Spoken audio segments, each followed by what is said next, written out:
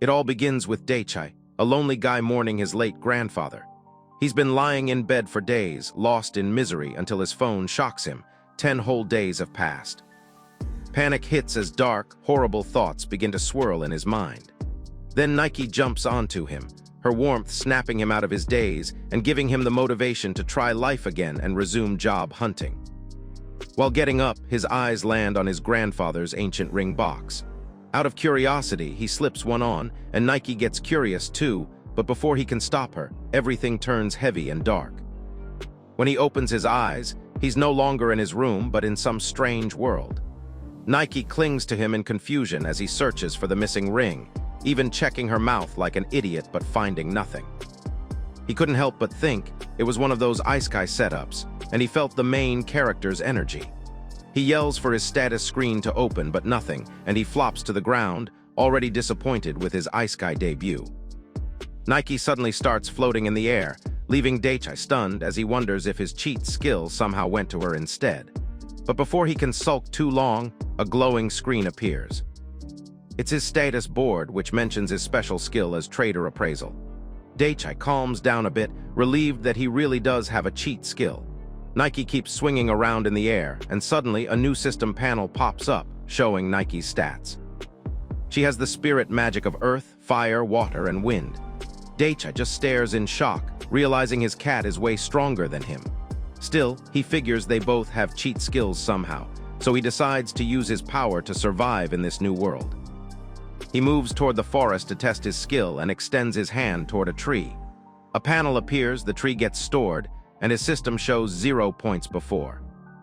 But then trading the tree gives him a few points, and when he wishes for shoes, a pair of boots drops like the universe finally took pity on his broke self.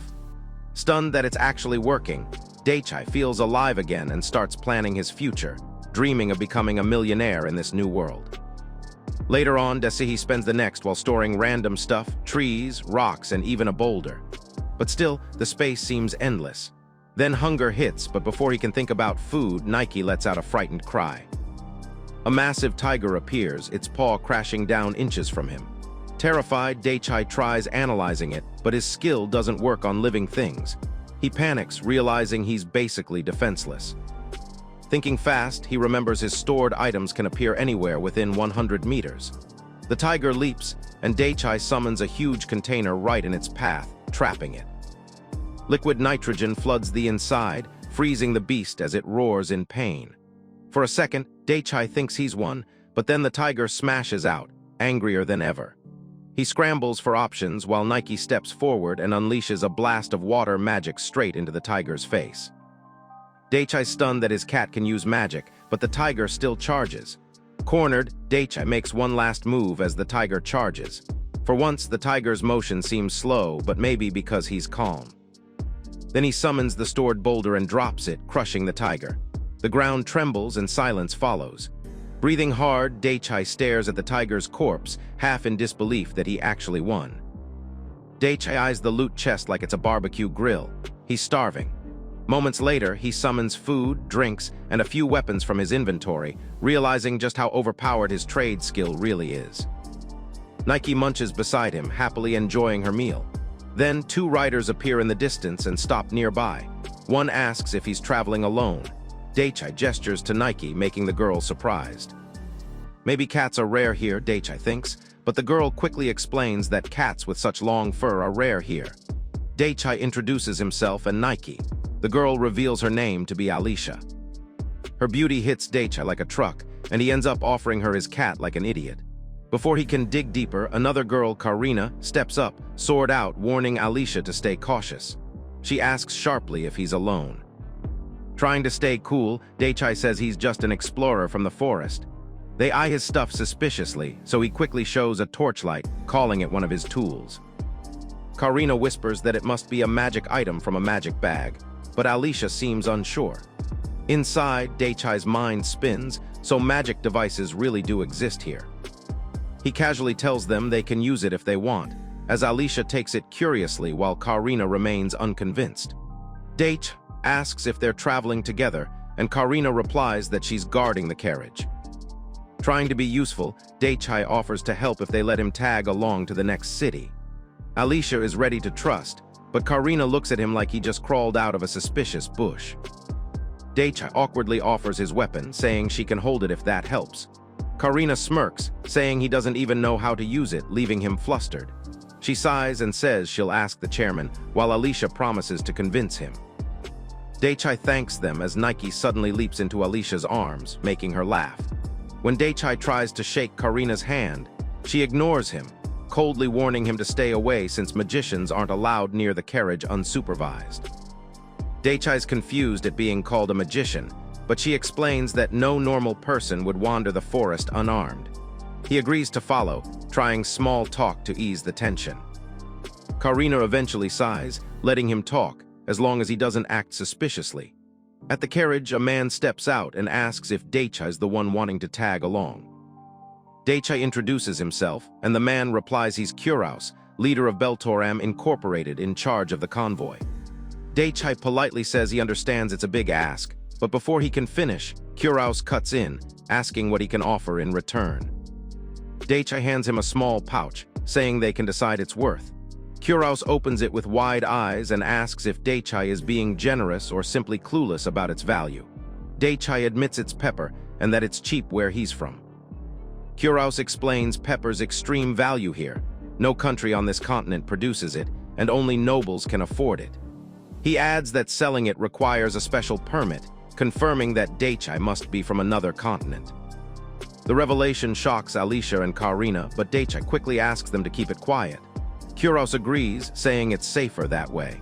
Then, shifting back to business, he asks Daichi what he wants, money or something else. Daichi says he wants to become a merchant and needs guidance. Kuraus frowns, calling it a bold request, but Daichi insists he seems like the helpful type. After a moment, Kuraus grins and shouts for more pepper, holding up 3 fingers. Daichi blinks, realizing the deal. On. Daichi hands Kuraus a few more pepper pouches. Impressed, Kuraus tells Lloyd to take them and orders Karina to escort Alicia, instructing them to bring Daichi to Karma Street. Daichi, thrilled to join them, walks alongside as the girls start warming up to him. Alicia explains they're off to meet Karina's boss and will tell him about Daichi. He laughs, saying there's no need to be formal, and offers her Nike to hold. Alicia beams, instantly smitten with the cat, and soon the 3 are chatting comfortably as they travel. At the boss's house, Kuraus asks Lloyd's opinion of Daichi. Lloyd says he's from another continent and seems genuine. Showing the pepper, he notes that anyone offering such a valuable gift must come from wealth. Kuraus leans back, thoughtful. The pepper's perfect state means it was stored in an item subspace, a divine skill that lets users store things outside time itself. Magic bags can't do that. Time still flows inside them. Realizing Daichi faked pulling it from a magic bag to hide his true ability, Kuraus decides to investigate. He orders Lloyd to appraise Daichi's other items.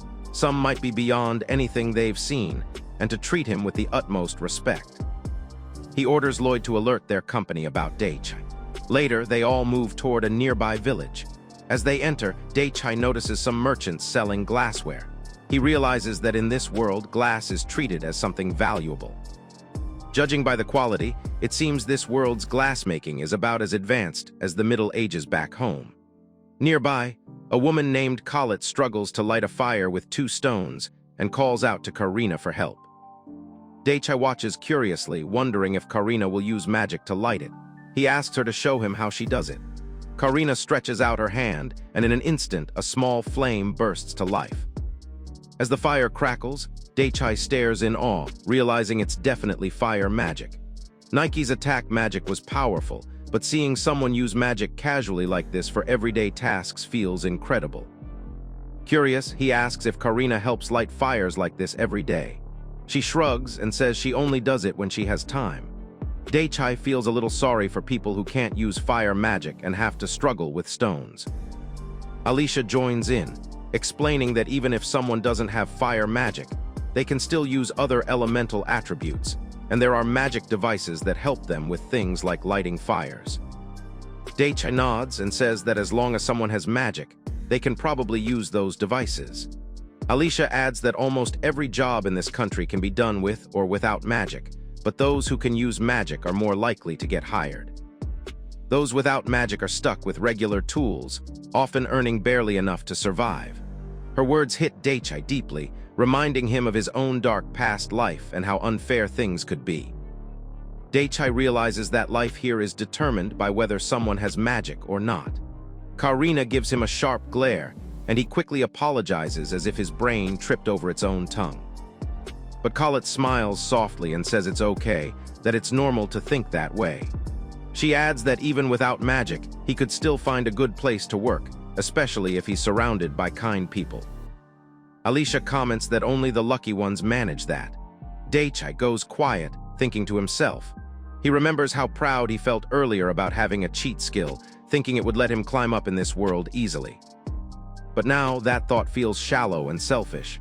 He realizes he could actually use his strength to help others. Determined, Daichi decides he'll change how things work in this country. He'll give tools from his original world to people who don't have magic and teach them how to use them. They'll be able to live better, and maybe even become his customers one day. The plan is still vague, but for the first time, he feels real motivation building up inside him. He turns toward Khaled and says he has a device that can help her light a fire without magic. He lights up the lighter and the girls stare in shock. They've never seen a magic device that creates fire like this. Karina leans closer, finding the flame clear and transparent like a jewel. Daichi hands the lighter toward Khaled, telling her it's called a lighter and asking her to try it. She flinches and shakes her head, saying she can't hold something that looks so expensive. But as she moves back, the lighter slips and falls, making all the girls panic. Daichi calmly picks it up, smiling. He says it's not that costly and can be used many times. Handing it back to Khaled, he tells her he'd be happy if she used it. Khaled hesitates for a moment, then picks up some dry bushes and tries lighting them. A small flame flickers to life, quickly catching the wood. Seeing it work, her eyes widen with amazement. She calls it an incredible item and says the country Daichi came from must be amazing. Daichi explains that it's a device made to work even without magic, and he plans to spread such things across the country. Khaled smiles warmly, saying he'll definitely succeed since he has such a wonderful item with him. After thanking him, she tries to hand the lighter back, but Daichi insists it's payment for disturbing her while she was working. He tells her it's hers now and turns to leave with Karina and Alicia. Khaled refuses again, like she's never seen something that valuable out of the scam ad. Daichi insists once more, telling her to keep it. Then someone calls out to Karina from nearby, asking what she's doing there. Karina replies that they're on their way to meet the boss. The man looks surprised and asks if they're really here to see him, which makes Daichi a bit uneasy. Karina then introduces Daichi as a supplier from Veltoram to Jeffrey, the head of the bodyguards. Daichi extends his hand and says he's being escorted to the next town. Jeffrey confidently replies that he's responsible for their safety, though Karina mentions that she was told he'd be coming to look after them. Jeffrey confirms that he's been assigned to escort Alicia and the others. Daichi quickly realizes Jeffrey is actually there to keep an eye on them, something he was hoping wouldn't happen. Jeffrey then calls out to Daichi, and they all turn to follow him, leaving behind a curious Khaled still holding the lighter. Later that night, Daichi relaxes in his tent with Nike, thinking about how Khaled seemed more fascinated by the lighter's plastic casing than by the fire itself. His thoughts are interrupted when Karina calls from outside, asking if he's awake. He checks his watch and apologizes, but Karina says the boss wants to talk to him. Putting on his jacket, he steps out of the tent, wondering if there's a problem with the pepper shipment. As he follows her through the camp, he notices everyone seems to be in good spirits, though a few glance his way, curious about his presence. Reaching Chorus's tent, Daichi is told to have a seat. Chorus apologizes for calling him in so late. Worried, Daichi asks if there's some problem with the pepper's quality, but Chorus shakes his head, saying the quality is excellent. Seeing Daichi's confused look, Chorus places the lighter on the table and says he wants to talk about it. Daichi stiffens in surprise. That's the lighter he gave to Khaled. Before he can say anything, Chorus explains that they didn't steal it. Khaled brought it to him herself, saying she had never seen anything like it. Chorus adds that Daichi doesn't seem to realize how big a deal this thing is. Daichi's eyes widen, thinking to himself that Chorus probably wants to buy it, and honestly, he did plan to sell it anyway. Trying to stay calm, he explains that it's just a simple tool, something anyone can use, not just the rich or nobles. But Chorus shakes his head, saying that may be true in your country, but here, this would definitely be a luxury item. He ignores Daichi's insistence that it's just a normal device and continues, even without any magic, it's more valuable than many magic tools. The problem is the casing. It looks too much like glass or crystal. If he tried to sell it cheaply, people would start using it to scam the rich by pretending it's made of jewels. Daichi admits his carelessness, and Chorus agrees they must plan carefully to avoid future trouble. After thinking for a moment, Daichi decides not to sell the lighter. Breaking the silence, he says he was actually considering selling something else to the wealthy, then takes out the crystal glass rose. Alicia gasps in awe at how beautiful it looks, and even Chorus looks like his brain just blue-screened. Seeing their reaction, Daichi wondered if maybe he had gone a little overboard. Suddenly, Chorus shouts, telling him not to rush things, and before Daichi can react, Karina bursts into the tent with her sword drawn. Chorus quickly raises his hand, assuring her that everything's fine and he was just talking. Karina lowers her weapon and apologizes, backing off. Chorus is embarrassed and apologizes to Daichi for startling her, saying it's his fault for shouting. Remembering Karina's strict warning about keeping a 1-meter distance, Daichi blushes awkwardly and says it's fine. He only stepped outside the limit for a second. Meanwhile, Chorus is stunned by how chill Daichi is while a sword at his throat.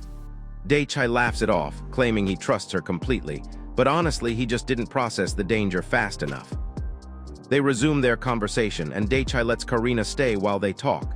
Chorus glances at her and asks if she's fine with it, and she nods silently.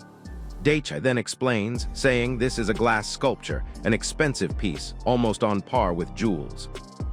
Chorus examines it closely, muttering in disbelief that it's amazing. Daichi then opens his bag and lays a few more items on the table. Chorus notices the different light reflections and says that even though the lighter's casing differs from the glass sculpture, it could still sell for a good price. Daichi, eager to earn money, decides to sell the glass and give the lighter as a free gift so rich people will start using it naturally.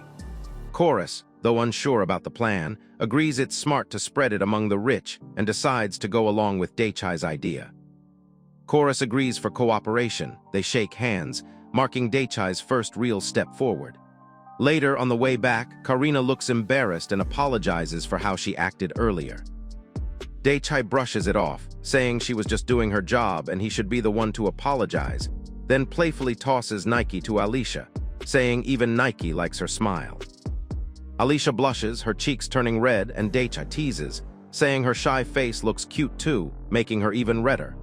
Noticing a few people staring at him, Daichi frowns and asks why they're looking his way. Karina explains it's because word has spread that he gave Khaled that lighter. Daichi wonders if they all want one too, but Karina shakes her head, saying they're more curious about who he really is. Rumors about his identity and status are spreading fast. Daichi chuckles, saying they sure have wild imaginations, and both Alicia and Karina agree. Not long after, a distant commotion breaks out, someone yelling for help, and a man shouting that a king ape is chasing them. Karina's eyes narrow, instantly alert. She steps forward, telling Alicia and Daichi to stay behind her as several monstrous apes with glowing eyes emerge from the trees. People all around start shouting, preparing for battle. Men with bows and swords rush to the front lines, forming ranks on the ground. Daichi stands frozen for a moment, watching the chaos unfold. Karina quickly explains that the king ape is a huge monster, strong, intelligent, and always moving in packs. Daichi asks if she's joining the defense line, but she shakes her head, saying he and Alicia are her responsibility. Daichi tells her not to worry about them, saying that if the king ape is defeated, they'll be safe either way. But Karina refuses, saying she can't abandon her duty. She explains that Alicia can use non-attributed magic and can enhance her physical abilities with magic gear for safety. Hearing that, Daichi thinks it doesn't sound too hard, maybe he could do something similar. Suddenly, Alicia senses something and shouts. One of the apes rushes out from the trees. Jeffrey commands his men to fire, and arrows rain through the air. Daichi watches closely, realizing that while these creatures may be intelligent, they're still apes. They can't dodge midair. But as the arrows hit, none of them pierce through. The beasts roar, barely injured. Jeffrey yells for the soldiers to use magic attacks next. Fireballs and lightning bolts explode across the battlefield, but even that doesn't do much damage. The apes charge forward, slamming into the defensive barrier. Daichi glances at Karina, asking if things are really okay. She stays calm, saying as long as it's just a few, they can handle it. But before she finishes, a soldier screams from the southern side, more king apes are approaching. Around a dozen of them appear, their heavy steps shaking the ground. Panic spreads among the troops. Daichi clenches his fists, muttering that he really doesn't want to reveal his power. He quietly tells Nike, who's hiding under his shirt, to stay put and not use magic. Looking around desperately for an option, Daichi sees Karina giving orders. The king ape looks even more excited, roaring toward them. Karina shouts for Alicia to check the south side for more of them.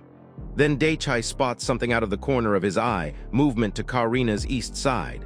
His heart jumps. He yells and warns her, but sees a massive ape charging straight at her. With no time left to think, Daichi grabs for a weapon, ready to act. Apes keep charging at them, but Karina stands her ground with fearless determination.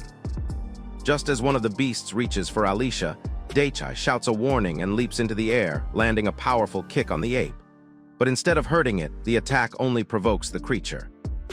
Daichi barely has time to react before the ape slams its head against his, only for him to end up hitting himself and hit the ground like a bag of potatoes, stars spinning in his vision. Karina and Alicia rush to his side in worry, but Daichi, still trying to keep up his unstoppable hero act, laughs it off and asks if they're okay instead. Alicia blinks in disbelief with the urge to smack some sense into him. But before they can retreat, another wave of apes bursts out from behind them. Trying to act heroic, Daichi charges forward, throwing wild punches and kicks to hold them off. Both girls stare, half impressed and half terrified by his reckless bravery. Suddenly, another ape lunges toward Alicia. Daichi rushes in again, blocking the attack with his body and swinging at the beast. He fights with everything he's got but quickly realizes if this keeps up, he's going to die. Karina and Alicia call out to him in panic, telling him to fall back, but Daichi steadies himself. Then in the middle of chaos, he freezes for a second. Something feels off, but it doesn't hurt at all. He blinks, realizing his body feels strangely light. Karina's earlier words echo in his head about Alicia's non-attributed magic and physical enchantment. He mutters, so this is what non-attributed magic is. His mind flashes back to the tiger fight, how he moved the same way back then without even realizing it. Now that he understands it, he's not wasting the chance. He pulls out his dagger and charges again, slashing into the beast. To his shock, it cuts through easily, like slicing cake. Daichi's eyes widen, realizing that this is a body enhancement and the magic outfit. Then he spots Karina locked in combat with another ape, rushing in from behind and stabbing his dagger into the monster's back. The beast lets out a furious roar, and Daichi realizes the blade didn't reach its heart. It's too shallow, he mutters, stepping back. The ape slowly turns its head, glaring at him with glowing eyes, muscles twitching as it prepares to go berserk. The ape beast continues to fight back fiercely, its roar shaking the ground. Karina blocks an incoming strike but takes a hard hit, stumbling back with bruises forming along her arm. She grits her teeth and swings her sword with precision, slicing through the creature's thick hide. The pressure from the impact sends a shockwave across the ground, forcing Daichi backward until he falls. Karina and Alicia both panic at the sight, rushing toward him, but Daichi quickly steadies himself, brushing off the dirt. Karina explains that the enemy's numbers have been slowly decreasing, and they should be able to wipe them out soon. Daichi, still determined, insists on helping, but Karina reminds him that her duty is only to protect him and Alicia. He doesn't seem convinced until Karina adds that there had been a failed surprise attack from the king ape's side, which means the enemy won't last much longer. Looking around, Daichi notices how the beasts are beginning to lose ground against the defense line. Karina, maintaining her composure, cuts down another one, and Daichi finds it oddly endearing how not a single drop of blood touches her. Then, glancing at his own hand, he realizes his cheek is bleeding. Pulling out a handkerchief from his jacket, he moves to wipe it away, but Alicia steps forward first, gently cleaning the blood from his face. He grows flustered at her calm expression, though he doesn't stop her.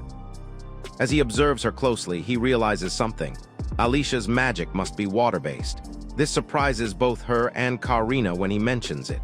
Karina explains that there are two types of magic in this world, attributed and spirit. Both contain the same four elements, water, earth, wind, and fire, but they differ in how they draw power. Attributed magic relies solely on the caster's mana, while spirit magic channels the power of the world itself, making it far more versatile. Daichi quietly processes this, realizing that spirit magic is superior in every way. Karina adds that only around 20 people in the entire country can use spirit magic, and probably fewer than 100 across the whole continent. The rarity of it catches Daichi off guard. Alicia remarks that he should have learned more about this country before deciding to become a merchant here. In response, Daichi smiles faintly, thinking it might not be such a bad idea to learn from her during their travels. Alicia seems eager at the thought, while Karina simply sighs, realizing she has little choice but to let things go as they are. Later that night, as everyone settles down to rest, Alicia lies awake staring at the ceiling of her tent. Her mind keeps circling back to Daichi. There's something strange about him, she thinks, his carefree smile even in the middle of danger, the way he kicked that massive king ape without any weapon, and how he threw himself between her and the beast without hesitation. It's the first time she has met someone like him, but then she reminds herself of the magic outfit skill.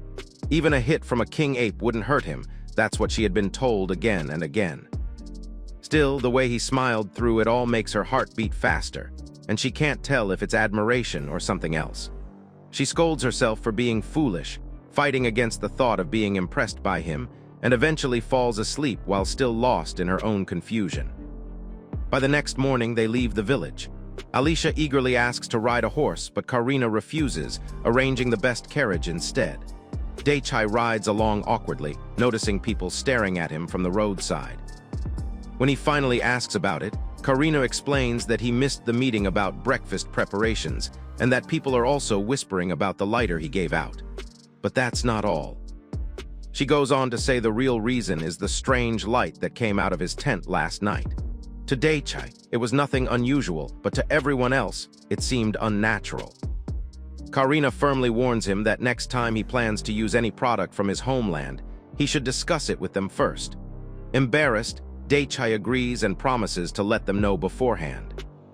Karina also reminds him to inform her superior about such things. Alicia, curious and excited, asks him to show her the device. Daichi, without thinking, says that if she wanted to see it, she should have come to his tent last night. Alicia freezes for a moment, her face turning bright red.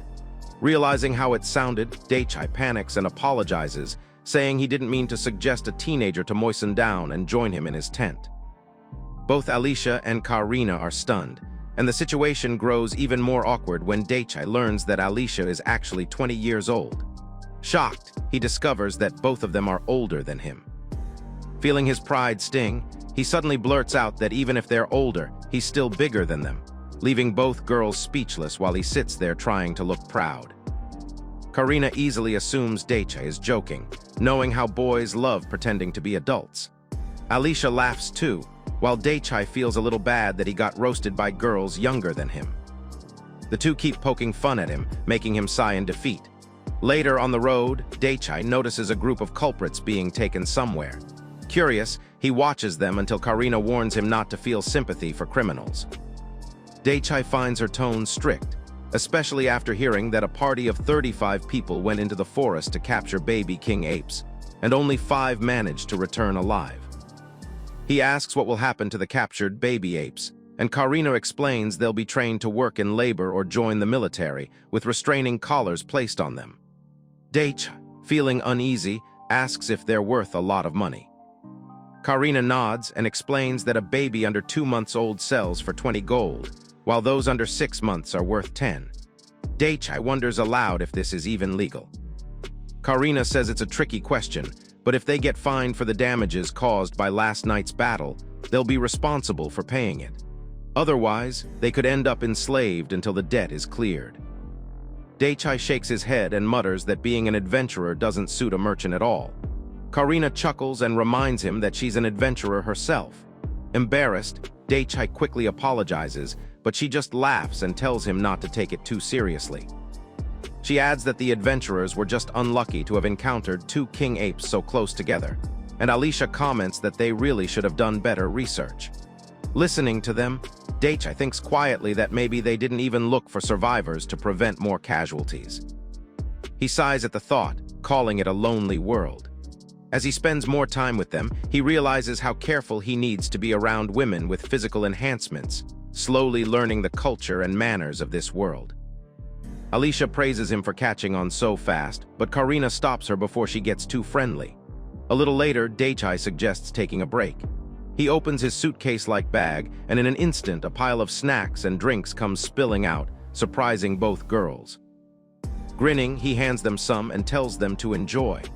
Karina looks at the bag closely, realizing it's disguised as a magic bag, and remembers it was given to him by Chorus. Daichi casually explains he keeps his food stored inside it, ready for whenever he's hungry. Soon after, a voice calls out that they're approaching Takura village. The girls lean toward the window, trying to catch a glimpse, but can't see much from where they sit. Daichi stretches and says he'll have an early dinner. As he unwraps his meal, he points out that the water container and sandwich packaging shouldn't be shown to others so carelessly. Karina smiles, glad that he's finally starting to understand, and Daichi grins back, feeling proud of himself. Daichi looks out from the cart, admiring the town's view, and decides to take a 1-hour break to wander around. Alicia seems delighted by the idea, but Karina suggests they eat something first. She plans to check out the state of the place before deciding where to stay. Since it's a big town, she tells Daichi and Alicia to enjoy exploring and experience a different culture. She mentions a shop that sells shoes and clothes, and Daichi immediately realizes that's what she actually wants him to do, get rid of his odd-looking outfit. He plays along, agreeing that Alicia should follow Karina's plan. Karina smiles, pleased that Daichi is honest and easy to convince, secretly finding that part of him likable. Daichi, however, looks puzzled and asks how long she'll be gone. Karina says it'll only take a few minutes. Nodding, Daichi turns to Alicia and declares that they should wait in the carriage like the mature adults they are. After a few quiet moments, Daichi and Alicia sit awkwardly like they're in some budget romance anime, until Nike suddenly jumps into Alicia's lap. Alicia giggles softly and starts playing with the cat, gently running her fingers through its fur. Daichi watches the two and notices how even Alicia's movements seem graceful and enhanced, realizing she's using body enhancement magic too. The sight makes him think both the cat and its new playmate are quite something to behold. When Nike starts doing little tricks, Alicia laughs and picks her up, softly telling the cat that she can also use body enhancement and shouldn't get caught showing off like that.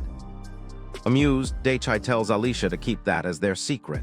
The idea of sharing a secret with him makes Alicia's heart flutter, and she quietly agrees, her cheeks red. Before the moment can go any further, Karina returns, walking briskly toward the cart. Daichi, a little startled, comments that she's back fast. Karina nods and announces that they'll be staying in this town for 2 days. Surprised and curious, Daichi asks if something has happened. Karina explains that the damages they received from the king apes were much greater than they originally thought, so the team will be staying here while repairs are made. She says they'll fix everything to the best of their ability, and until their lodging is decided, everyone has free time. Smiling slightly, she tells them to relax and enjoy dinner. Daichi nods and asks if they would like to try a sandwich. When he brings out the food, the girls stare at it like he just handed over alien technology, unsure how to even eat it. Amused, Daichi shows them how, and once they take a bite, both are instantly amazed by the taste. They munch happily, enjoying every bite, while Daichi keeps pulling out more treats and fruits, each one shocking them with how delicious it is. Nike also gets her share, purring as she eats contentedly. Karina, eating her sandwich, seems deeply impressed. It's the first time she's ever tasted something so good. Seeing her expression, Daichi asks what she thinks. With her mouth still half full, she asks about the fluffy, sweet thing inside.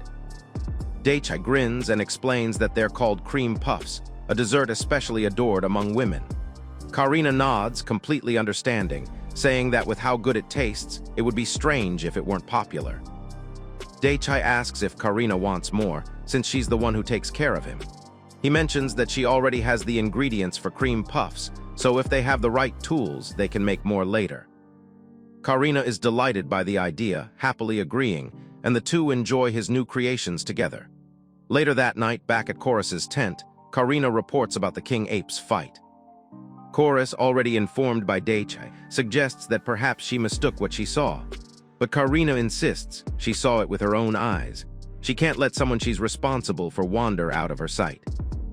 Chorus acknowledges her concern, reminding her that with her wind magic, she can sense things even outside the tent. He tells her to keep up her good work.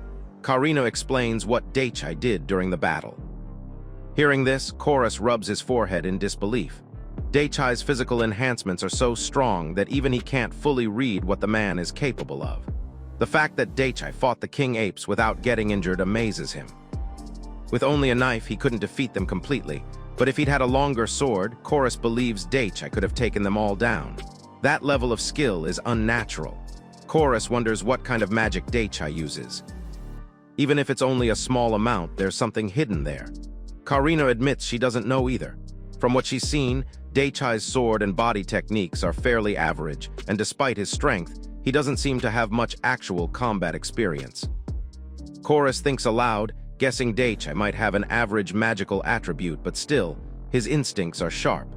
If he plans to become a merchant, maybe he learned from some remarkably successful ones. He even looks slightly trained in close combat. Karina considers whether Daichi could be royalty. It would explain his refined manners and odd talents.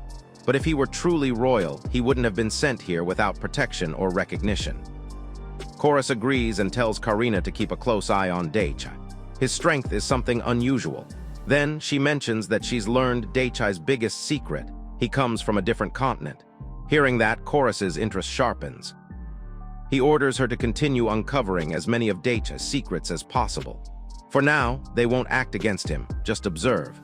Chorus knows that Daichi cares about Karina and Alicia's safety just as much as he cares about becoming a merchant.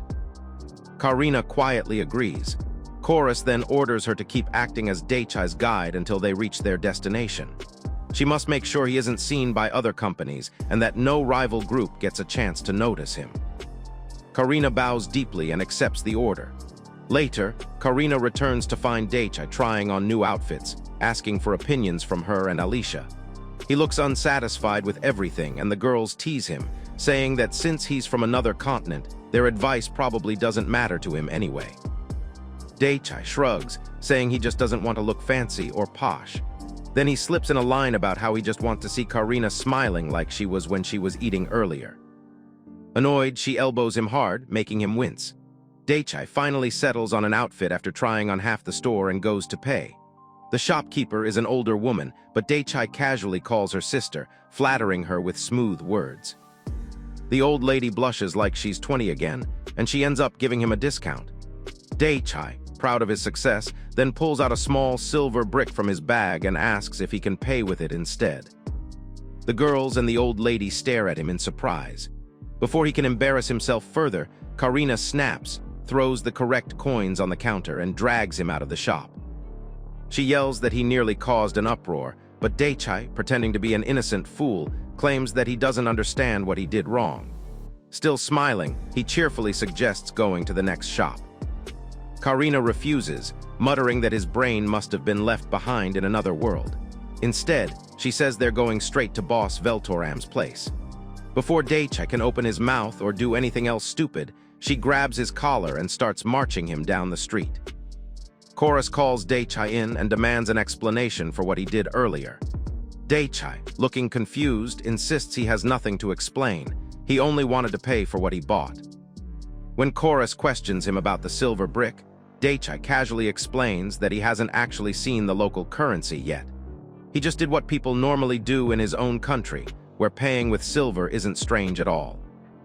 Chorus nearly falls out of his chair, realizing that all this time, Daichi hasn't used any money. Since Daichi's item bag is already stocked with water, food, and everything he needs, he has never had a reason to spend anything until now. Rubbing his temples, Chorus sighs deeply. Daichi, however, looks perfectly calm and even offers to sell some of his items. Before Chorus can stop him, Daichi starts unloading a pile of unfamiliar products from his bag. Watching this, Chorus clutches his head again and groans, tossing a few coins toward Daichi just to make him stop. He tells Daichi to do things properly from now on, the way people in this country do, and to stay out of sight as much as possible. Later, Daichi turns to Karina and asks if she's still angry. Trying to stay composed, he apologizes for not talking to her first. Karina says she's not in a bad mood, but Daichi can sense she's still upset. Realizing how little he understands about this country, he decides to adjust his attitude. But before he can say more, Karina suddenly bursts out, yelling that it's not his fault. He didn't know about the currency, but she's frustrated because he promised to tell her everything earlier and didn't keep that promise. Feeling guilty, Daichi reflects on himself in silence. Then Nike suddenly meows adorably, breaking the tension. Karina softens a little, saying she's not mad at Nike, only at her foolish owner. Seeing an opening, Daichi quickly pulls some sweets from his bag and apologizes again. The girls stare at him in surprise. Karina narrows her eyes, realizing he's probably trying to bribe her with snacks. Daichi hurriedly denies it, saying that in his country, when a guy upsets a girl, he gives her chocolate to make peace. In reality, Daichi knows he sells it like gospel truth. Still, Karina quietly takes the chocolate and eats it, clearly enjoying the taste. Daichi grins like he just unlocked a secret dating skill, offering more sweets, and this time she accepts the apology. Outside, they find the streets crowded with adventurers. Karina finds the atmosphere unsettling. Daichi says he might be overthinking, but he's got a bad feeling about all this. Alicia agrees, reminding him that he isn't even properly equipped right now, and that rumors about him have already been spreading. Karina adds that, considering how rich he seems, he's basically a walking target for criminals. Daichi doesn't find that comforting. He decides to visit the weapon shop to ask about the town's situation. Karina warns there probably isn't any conflict inside the town, but admits there's no harm in being careful. She says she doesn't want to get dragged into trouble herself. Daichi grins and tells her to relax, saying that even if he looks like a creep, he's a man of peace. Karina turns and mutters that she regrets ever boosting his ego back during the King Ape fight. Daichi then asks who's stronger, the King Apes or these adventurers. Both Karina and Alicia freeze up, clearly panicking at the question, but Daichi quickly says he was just asking to check. Alicia guesses that if it were a one-on-one battle, the King Ape would probably win. Karina adds that adventurers, however, could get help from others and even set traps, so it wouldn't be an easy comparison. Not wanting to get involved with these scary adventurers, Daichi announces that they should gather their equipment and head to a nearby shop. Inside, the group excitedly browses weapons.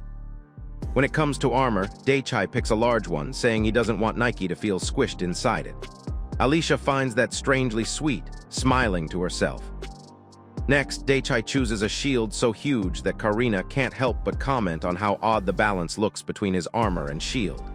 She points out that using physical enhancements just to swing that thing around seems a little weird, but Daichi doesn't mind and stores it in his item bag as if nothing happened.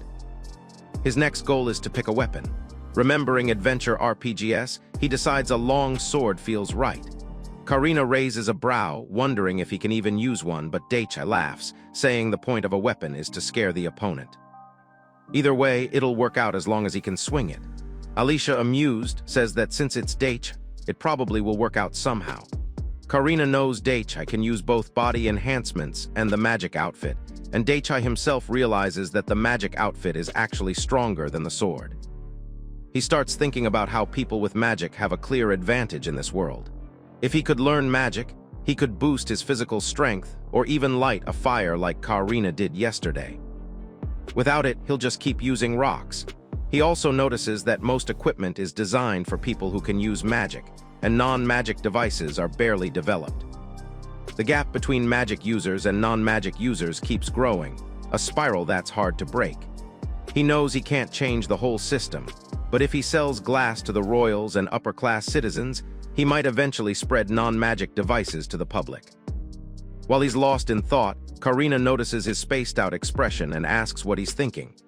Daichi quickly waves it off, saying he was just daydreaming about his hometown. Later, as they continue shopping and gathering information, They overhear that villagers hired adventurers to deal with frequent goblin sightings near Takura village. 3 official parties were dispatched, totaling 13 people, but 7 additional parties who weren't ordered to come also showed up, 40 adventurers in total. Karina frowns, realizing that even if the number of goblins is unknown, that's still too many adventurers. The extra parties must have come just to get a share of the reward. And with so many gathered, there's a good chance someone from the upper class is among them. Daichi wonders aloud if upper-class people are stronger. Karina explains that goblins can be dangerous if one of them can use attributed magic, or if a goblin general appears, one that uses non-attributed magic or physical enhancements. Even with all these adventurers, she's not sure they could handle such a threat. Daichi appreciates her honesty.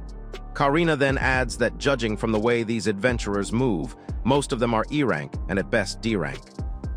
Daichi learns that the ranking system starts from H and goes up to S. Knights who reach A rank or higher are recognized by aristocrats and respected like viscounts, while S rank adventurers are known and honored by the king himself. It's a huge achievement to reach an A or S rank, but the lower ranks from A to G are more common. Combat power doesn't directly reflect rank, as it's based more on accomplishments than pure strength. Still, anyone above D rank has proven themselves in real battles. Curious, Daichi asks Karina about her own rank and she tells him she's C rank. He doesn't fully understand the system yet, but he figures she must be someone he can rely on. Karina smiles proudly, saying she does have her share of experience. Daichi starts wondering if he could handle a few monsters himself, considering he hasn't even used his new weapon yet. He then suggests they talk more about adventurers, and Karina agrees, saying that since they don't know what kind of goblins might appear, it's hard to tell if the number of adventurers gathered will be enough. Daichi, noticing Karina's serious expression, curiously asks if something is wrong and whether she needs any help. Alicia also looks intrigued, thinking that if Daichi knew the situation, he wouldn't cause any problems. The two of them keep pestering Karina with silly questions, and even Nike tilts her head as if wanting to know. Karina scoffs, then finally explains that 2 months ago in just 4 days, this town was destroyed. Daichi instantly feels the weight of her words as Karina continues. In the area surrounding the village, goblins had started appearing frequently, so the villagers sent a request to the Adventurers Guild for extermination. But by the time the adventurers arrived, the village was already wiped out. That's what the reports said. A large number of adventurers had shown up for that quest too, but they went home without completing the extermination. For that request, the village's highest-ranking person was supposed to pay half the fee. Even if the mayor disappeared, if the adventurers returned without finishing the job, it would be counted as a failure. Karina says that completing the quest, but losing the villagers' trust would be a much bigger issue than just paying a fine. If she had been the leader of that expedition, she would have widened the search area and taken down as many goblins as possible. Daichi thinks for a moment and says it sounds like the adventurers and bandits worked together to steal the money and abandon the village. Karina replies that it's just a theory, but Daichi realizes that if that's true, then this village might be the next target, and there's a chance that bandits could appear again. Thinking fast, he decides to test something and asks the girls if they want to come along. They don't seem to care much at first, until he explains that he wants to try out a weapon from his home country and needs Karina's opinion somewhere quiet, where no one can see them. Karina thinks of an open area, and Daichi recalls how the 3 of them managed to defeat 5 king apes together. He wonders aloud if a goblin general with physical enhancements would be stronger than a king ape, but Karina replies that, unfortunately, it would. The answer leaves him speechless. Daichi suggests going to the grassy fields, but Karina points out that since there aren't many large objects there, it'll be easier to run if needed, using physical enhancements. Daichi remembers that Alicia can use body enhancements too, and she admits she can, but only a little. Karina then suggests going near the edge of the forest, which is still visible enough that people can see it from a distance, so it's fine. Daichi agrees and they start heading there. While walking, Daichi accidentally bumps into some random thug who immediately starts barking like he owns the street. Daichi thinks that if this were back in Japan, he would have just walked away. But after facing a king ape and surviving, he's not scared of a random thug. Staying calm, he politely says the man was the one who got in his way. The man snaps back, insulted that Daichi dares to talk like that. A small crowd starts to gather, and a few shady-looking men surround Daichi, taunting him for traveling with beautiful girls and looking rich. Karina quickly steps in, warning them not to come any closer. But Daichi, being his usual clueless self, asks if these 5 men or a king ape would be stronger. Both Karina and Alicia panic, realizing how stupid that comparison sounds. The men laugh and mock him, saying he must have a strong escort to talk so confidently. One of them sneers, asking if Daichi really thinks he can fight all 5 of them and invites him to try. Daichi recognizes this kind of line. It's straight out of a comic. These guys are nothing compared to the girls he travels with, and for a second, he actually considers testing his weapon on them. Before doing anything, he asks the girls what would happen afterward. Karina warns him that if he finishes them, he'll be in serious trouble, but if he only injures them, it shouldn't be too big a problem since they started it. The man keeps provoking Daichi, not realizing how bad an idea that is. Karina mutters that even if he did end them, knowing Daichi, he'd probably just pay a fine and walk away. Daichi finds it terrifying how people in this world can literally buy their way out of crimes. He figures that since these men are adventurers, they should be prepared for danger anyway. As Karina yells one last warning, Daichi grins, runs forward, and shouts that he'll check with her afterward. With that carefree smile, he rushes in, fully ready to give them a good beating. After all, a few injuries shouldn't be a problem. Karina yells at the men who ignore her warning and draw their swords anyway. Daichi sighs, already warning them to prepare to get injured. Furious, the men charge at him, shouting that he'll regret this. Daichi calmly tells Karina that he'll handle these 2 and quickly hides Alicia behind him. He extends his hand, remembering one thing clearly. In front of him lies his cheat system. With it, he can summon or store anything he desires except living beings. The power of placement. He can even boost his own strength by upgrading his physical enhancements and his non-attributed magic power. Combining the 2, Daichi releases a strange force. In an instant, both men crash to the ground. As they try to get up, Daichi's palm glows faintly, releasing a strange smoke. One of the men screams as his leg suddenly gives out, cut clean through.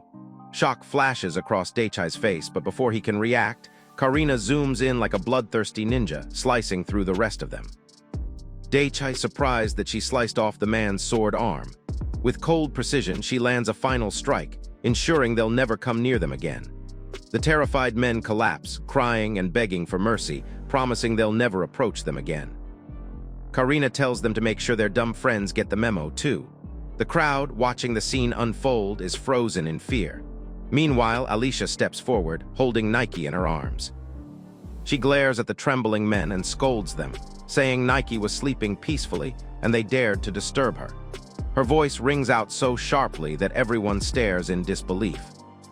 Karina blinks in surprise as Alicia shouts again, saying Nike doesn't deserve to be woken up and demands that they apologize to her. The men, terrified out of their minds, quickly bow down and apologize to the small cat. Nike lets out a soft meow, and Alicia nods proudly, saying that means she forgives them. Watching the absurd scene, Daichi and Karina exchange a look, both silently agreeing that a cat's influence might be scarier than any sword. Later, as they leave the scene behind, Karina asks Daichi about the man whose leg he cut off, saying he went too far. Daichi argues that she also sliced someone's arm, but Karina explains that an arm can easily be reattached with water magic. A leg, however, requires an extremely skilled water mage, and hiring one would cost a fortune. Daichi realizes for the first time that water magic has healing properties. Still, he feels relieved, thinking that even if he gets hurt with Nike around, he'll probably be fine. Daichi relaxes, thinking that even if those men manage to heal, they won't dare approach them again. That was his only aim. But Karina crosses her arms and says that instead, they might plan a surprise attack or even use dark magic against them. They could also target the place where they're staying. Daichi freezes, realizing she means their tent, and immediately bows down in front of her shoes, apologizing. Karina sighs, shaking her head, then asks about the man whose leg he kicked off. Daichi acts clueless, but Karina narrows her eyes and tells him not to play dumb. She asks what kind of skill he used to do that. Daichi calmly replies that it's a unique skill only he can use. Both Karina and Alicia look at him in surprise. He tilts his head and asks if no one else on this continent has unique skills. Alicia explains that people do have them, but only a few, very few. Daichi nods, saying that's the same as his continent. Karina adds that in this land, there's probably only one person known to have a unique skill, which is even fewer than he thought. A faint sadness crosses Daichi's face as he says that, honestly, it was because of his unique skill that he was chased out of his country.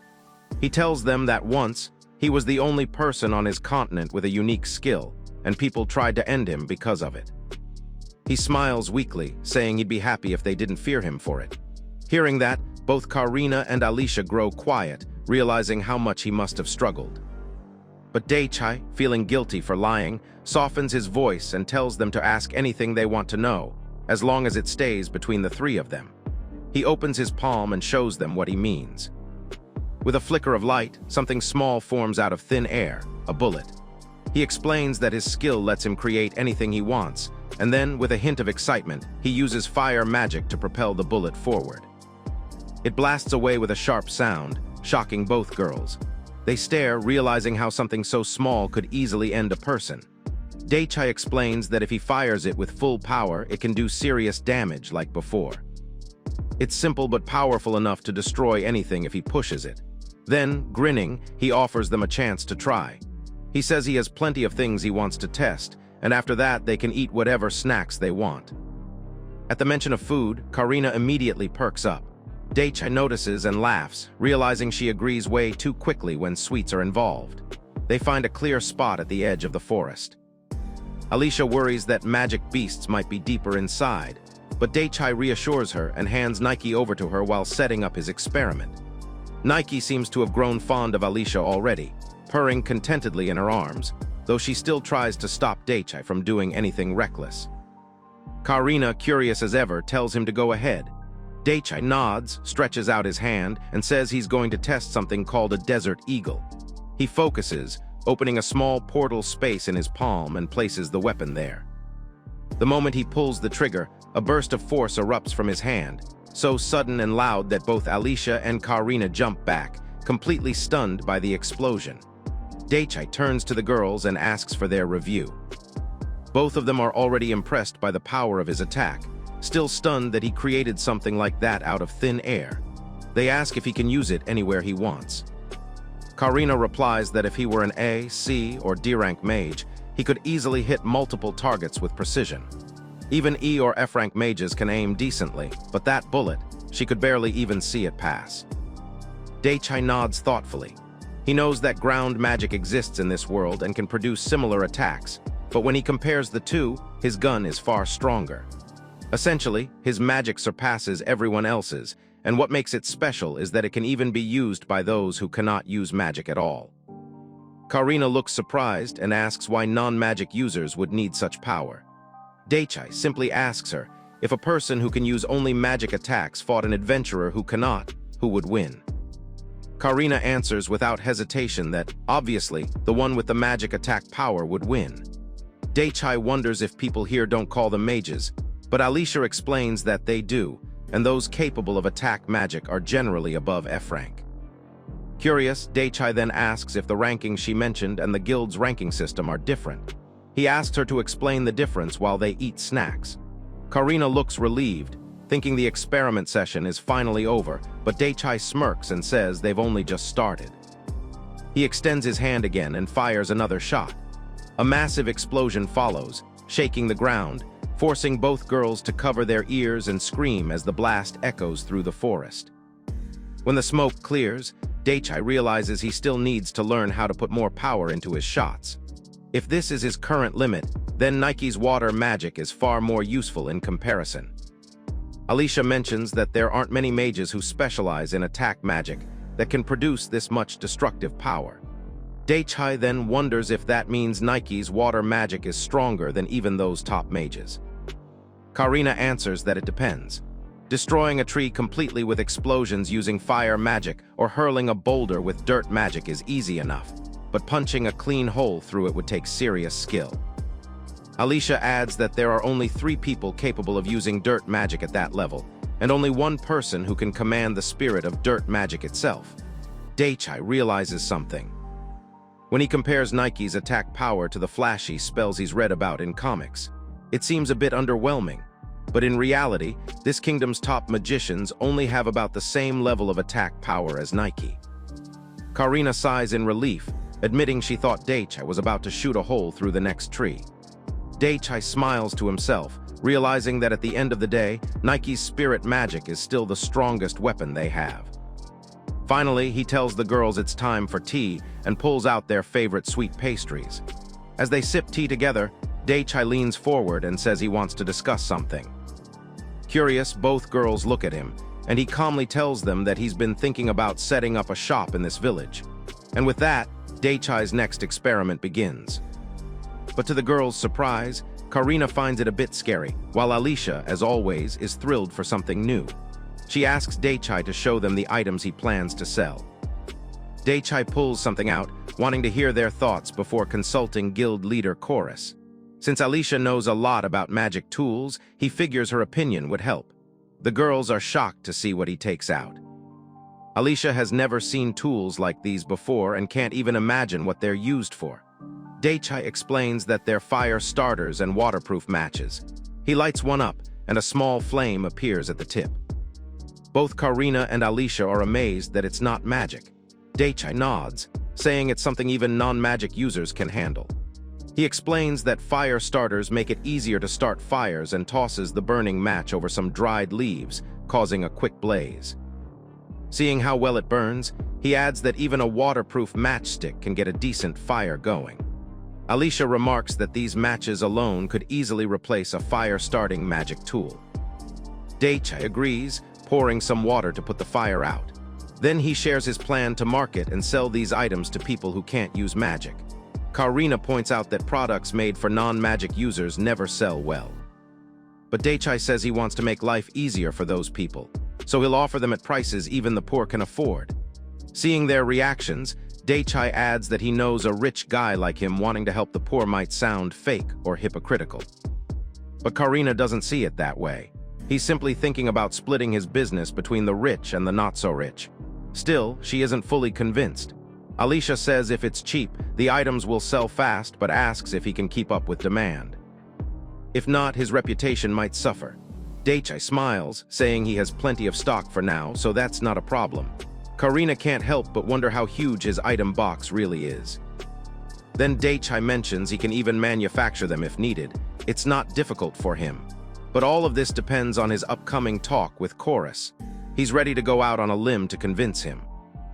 Meanwhile, Karina keeps enjoying her pastry, deciding not to butt in any further.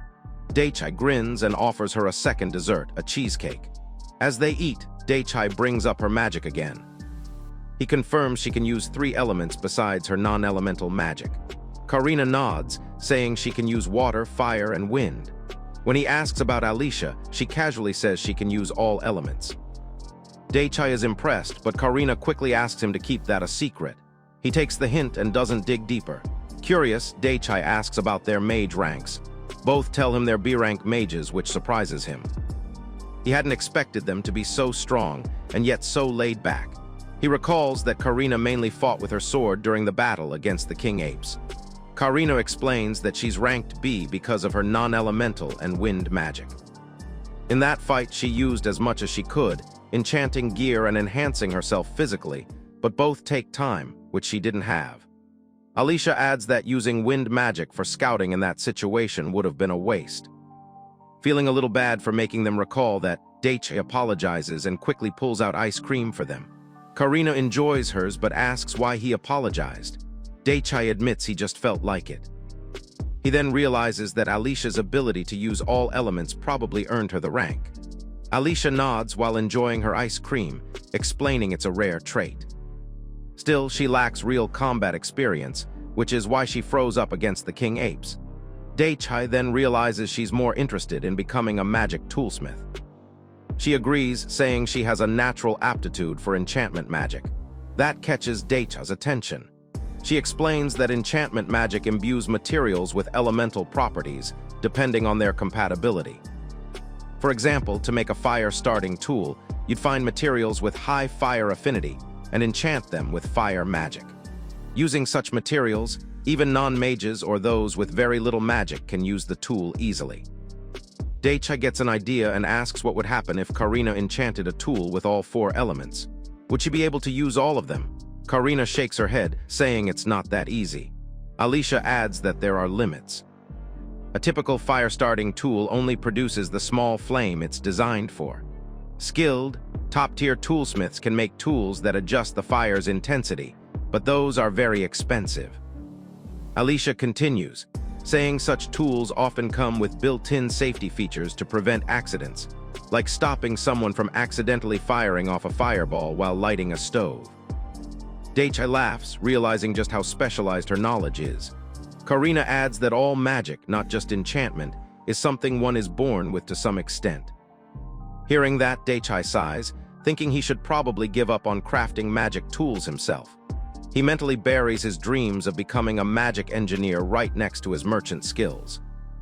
Still, he's fascinated by wind-based scouting. He'd love to learn it for Nike's sake, since her powers seem perfect for scouting and water-based combat. He asks Karina if she could show him how her wind magic works. She startles a bit, saying he won't be able to see it, but he insists anyway. Finally, she stepped a bit farther away and began a chant. As a faint shimmer appears around her, Daichi notices Nike twitches with curiosity. Then mid-cast, Karina suddenly freezes, her expression sharpens. She senses something nearby. Daichi asks if it's a monster, but based on its size and movement, she says it could be human. The idea of humans this deep in the forest makes them uneasy. Daichi immediately thinks of bandits. Karina tries to get a clearer reading on how many there are, but it's not clear. Then Alicia speaks up, saying there are 8, and apologizes to Karina for stepping in. Karina brushes it off, though Daichi can't help but notice that Alicia's wind magic seems sharper than Karina. She's clearly not just the delicate young lady she appears to be. Karina doesn't want Daichi or anyone else to know about Alicia's true abilities. Daichi, however, starts piecing things together. It's not just Karina. Guild leader Chorus and Captain Jeffrey also seem to be hiding information about Alicia. But now isn't the time to think about that. Considering the possibility of bandits, Daichi wonders if it might just be an adventurer party. Karina hopes so, but stays cautious, drawing her sword. She says she'll keep the group within her scouting range for now and observe their movements. They all move out quietly.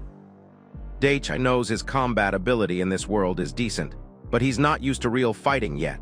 Still, it's only natural to test his skills against opponents like this. Against 8 people, even if they are bandits, he believes he and Karina should be able to handle them while protecting Alicia. Karina quickly rejects his idea of getting closer, saying it's too dangerous. They don't know what skills or magic those people have, and moving recklessly could get them finished. From under Daichi's shirt, Nike peeks out, giving a strong reaction.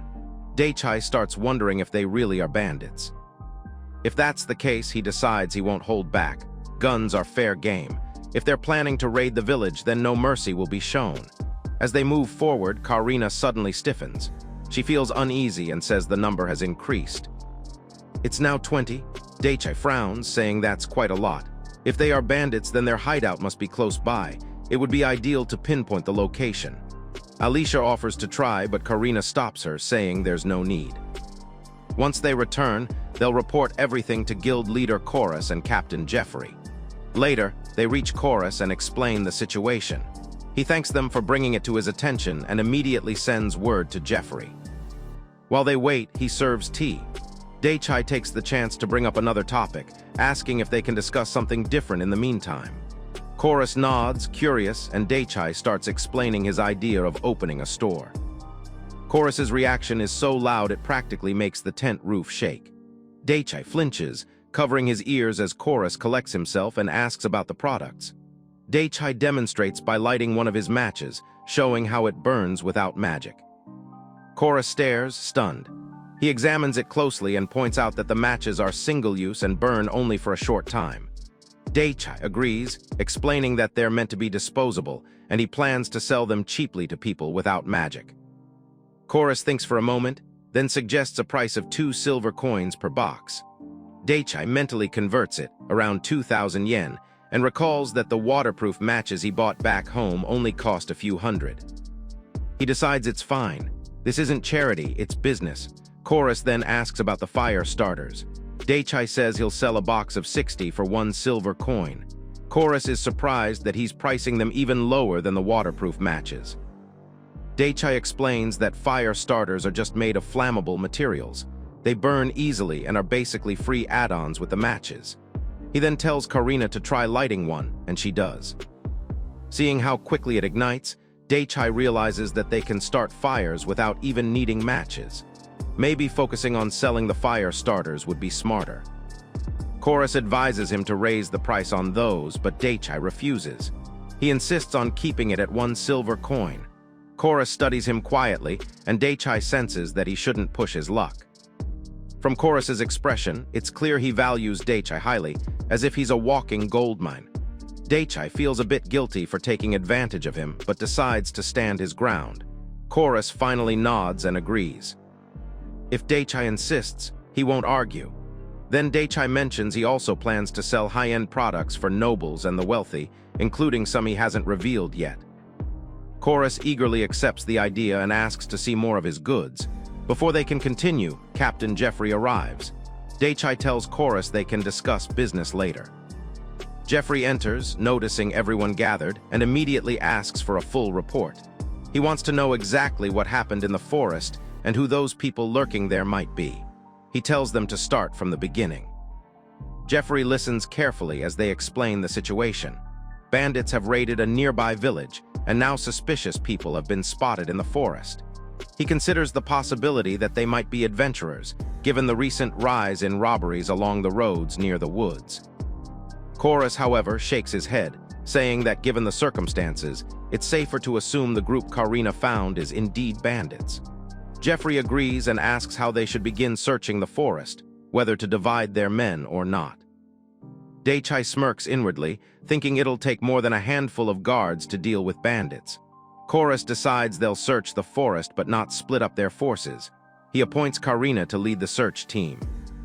Seeing this, both Daichi and Alicia immediately express their excitement and ask to join. Chorus denies the request, saying they're guests and he doesn't want to put them in danger. But Karina steps in and continues hyping Daichi and Alicia up like a proud mom. Chorus raises a brow and asks about Daichi's combat ability. Karina explains that Daichi possesses the most powerful fire magic among the merchants and can physically enhance himself well enough to retreat safely if needed. Alicia also insists she can fight from a distance, trying to prove her point with a small demonstration. But Chorus and Karina both stop her, telling her to leave combat to the guards. She nods reluctantly. Daichi can't help thinking Alicia's behavior and how people treat her confirm his suspicion. She's definitely of noble status. Chorus reminds them that their top priority is to avoid unnecessary combat and return safely. Jeffrey will remain on standby, ready to intercept at any time. Karina will form the search team and handle recruitment herself. Later, Karina organizes the search team. She pairs each of them with an escort while she herself takes command.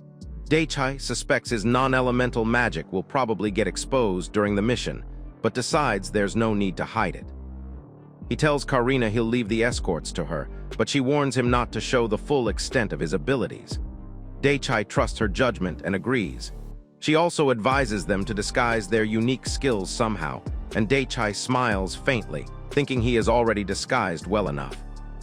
Internally, he debates what weapon to use. If firearms are off-limits, maybe a bow or a sword would do. A Japanese sword sounds perfect. Boys will be boys, after all. Karina approaches 2 adventurers, Dennis and Frietta, and tells them she has a job for them. She explains the situation and asks them to join the investigation. Frietta seems reluctant to chase after just 20 people, but Dennis grins, saying it sounds fun and they might earn some extra money. Daichi quickly senses they're skilled fighters.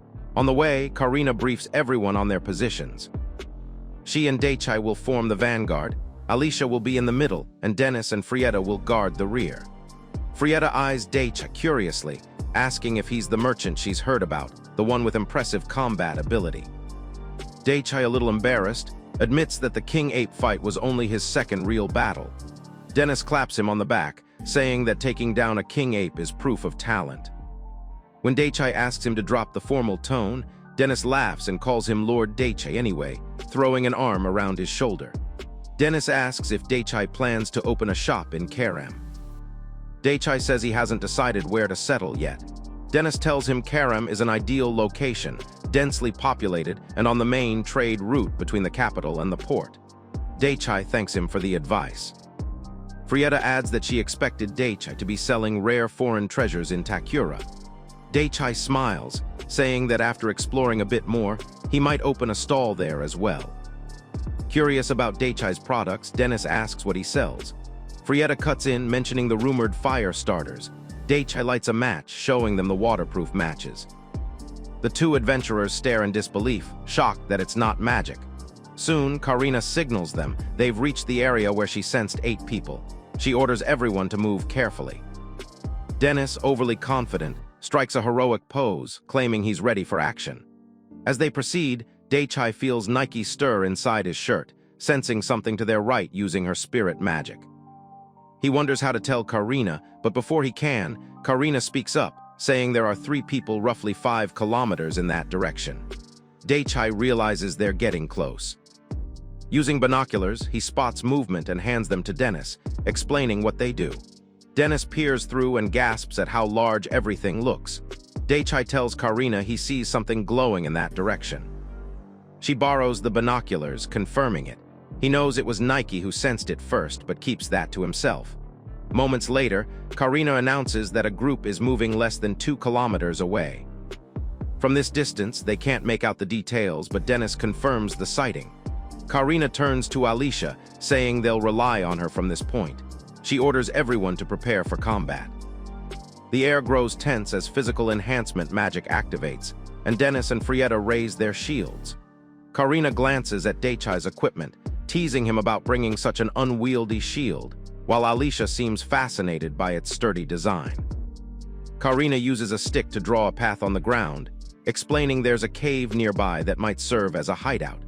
According to Alicia's detection, there are not just 20, but around 60 individuals inside. Dennis and Frietta pale at the number. Karina concludes that it must be their base. She orders everyone to retreat, saying they've gathered enough intel.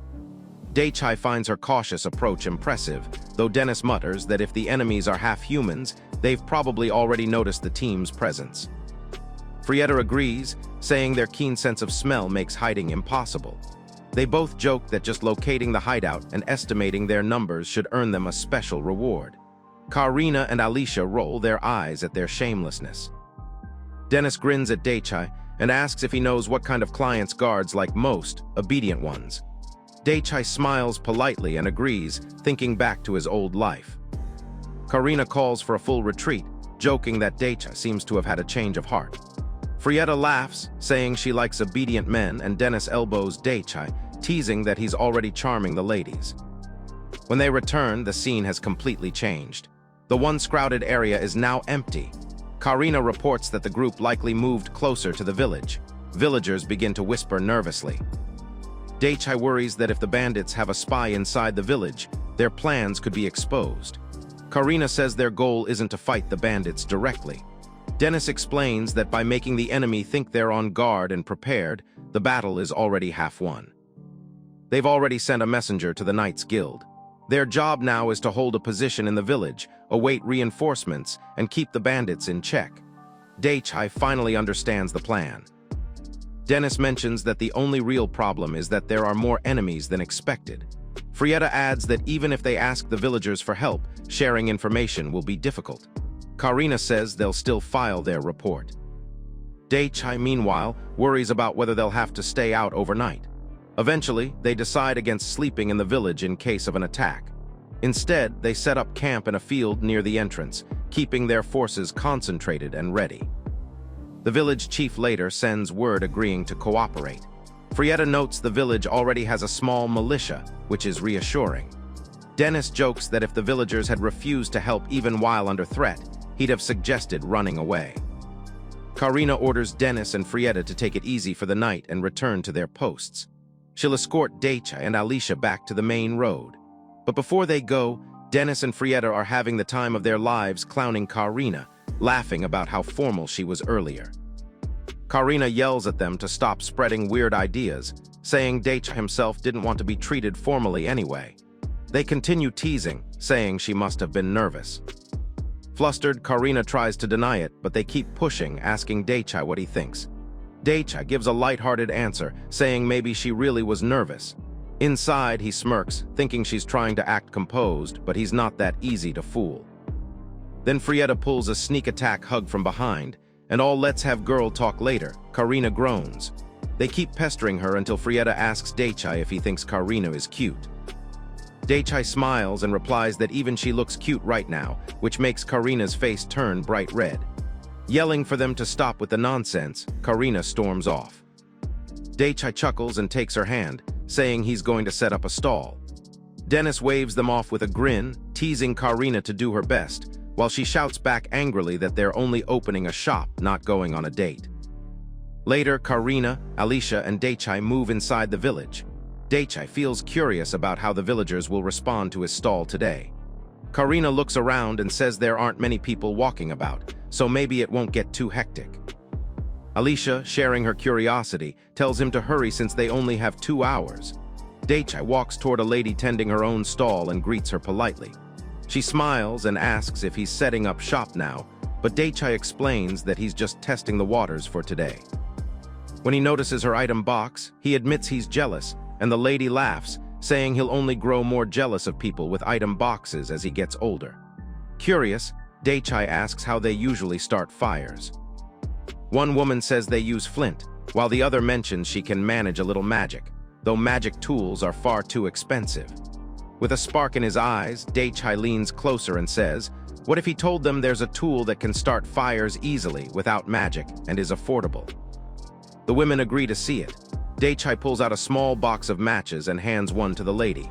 As she strikes it, the tip bursts into flame, making her gasp in surprise. The people nearby turn their heads, drawn by the sudden light.